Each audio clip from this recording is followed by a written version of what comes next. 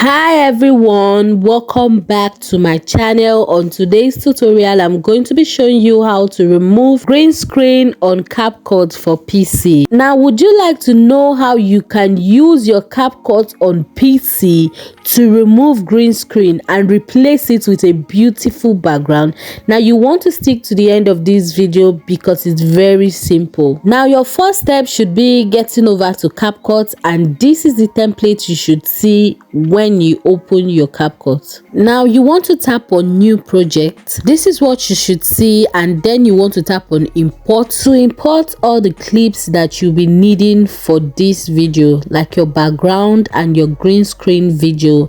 Now you want to highlight the both of them and then click open for it to be imported into Capcut. Now add that background to your timeline so we can start editing. Now this next part is optional, but I just like to add an effect to my background. I like to make it blurry, so you see me heading over to effects, and I'm going to be searching for the blur effect, and then I'm going to be blurring this background because I just like it that way. But yours can definitely be made without blurring the background. It's a personal preference, and that's why I said it's optional. Now this is me just adjusting my effects and also adjusting my background considering how long my green screen video is. The next step will be to add the green screen video to your timeline. Now I'm just adjusting the size, and then I'm going to be deleting the excess. Now guys, on the left side of your screen under video, beside basic, there's something called remove background.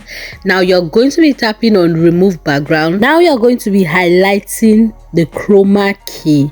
Now when you highlight this, you're going to notice a little pen just under the chroma key.